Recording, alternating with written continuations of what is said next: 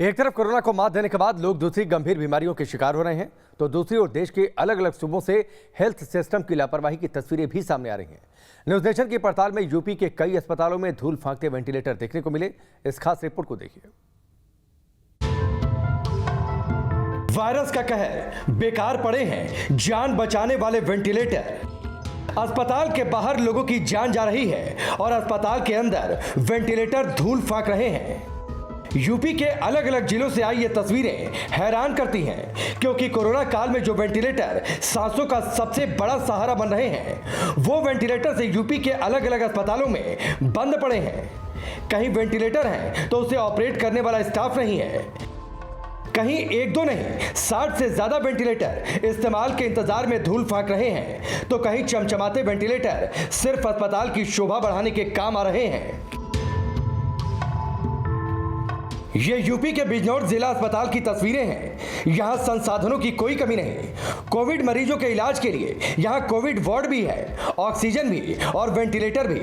लेकिन अफसोस कि इन वेंटिलेटर्स को ऑपरेट करने के लिए अस्पताल को एक अदद ऑपरेटर तक नसीब नहीं हुआ। लिहाजा 50 लाख की लागत से खरीदे गए ये 24 वेंटिलेटर बिना इस्तेमाल के यूं ही बंद पड़े हैं। कोरोना की पहली लहर के दौरान पिछले साल ये वेंटिलेटर खरीदे गए थे, लेकिन जैसे जैसे पहली लहर कमजोर पड़ती गई, सिस्टम की धूल की परत इन वेंटिलेटर पर मोटी होती गई।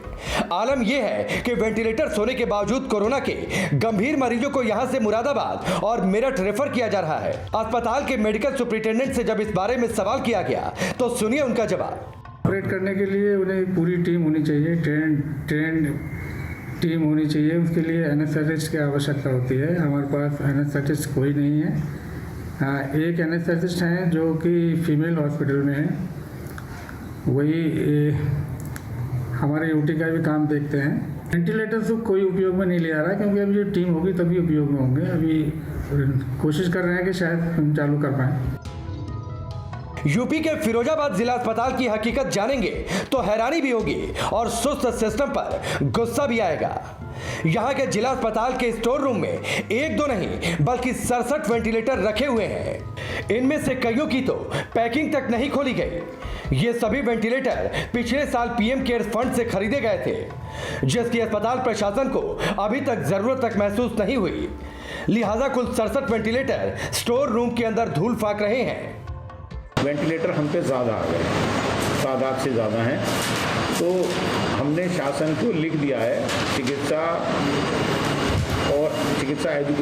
शिक्षा विभाग की तरफ से, प्रिंसिपल साहब की तरफ से शासन को लिख दिया गया है कि हमारे पास अतिरिक्त हैं। अगर किसी कॉलेज में, किसी अस्पताल में आपको देने की ज़रूरत हो तो यहाँ से वहाँ ट्रांसफ़र करवाएं। बिजनौर और फिरोजाबाद के बाद अब जरा यूपी के जालौन का भी हाल देख लीजिए। जालौन के जिला अस्पताल में वेंटिलेटर के 10 बेड खाली पड़े हैं। पीएम केयर फंड से लाखों रुपए खर्च करके यहां वेंटिलेटर भेजे गए थे, जो फिलहाल धूल फांक रहे हैं। मतलब अस्पताल के अंदर वेंटिलेटर वाले बेड सिर्फ शोपीस बने हैं, जो अस्पताल की शोभा तो बढ़ा रहे हैं, लेकिन कोरोना मरीजों के लिए किसी काम के नहीं। यूपी में जितने लोग कोरोना से नहीं मर रहे, उससे कहीं ज्यादा लोगों की जानें ऐसी बदइंतजामी से जा रही हैं। न्यूज नेशन ने यूपी के अस्पतालों में बंद पड़े वेंटिलेटर के मामले में यूपी के डीजी हेल्थ से बातचीत की।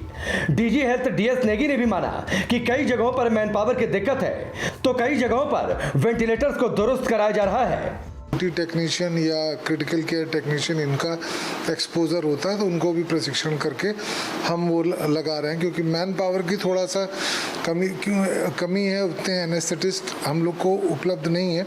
हम लोग ये भी कोशिश कर रहे हैं कि मार्केट से या मतलब इस तरह से विज्ञापन निकाल के वॉक इन इंटरव्यू करके एनेस्थेटिस्ट लें। सोचिए, कोरोना के गंभीर मरीजों की एक एक सांस पर आफत है। संकट की इस घड़ी में विदेशों से मदद के तौर पर वेंटिलेटर्स की खेप आ रही है, लेकिन जो वेंटिलेटर पहले से देश में मौजूद हैं, उनका ये हाल वाकई चिंता में डालने वाला है। Team news nation.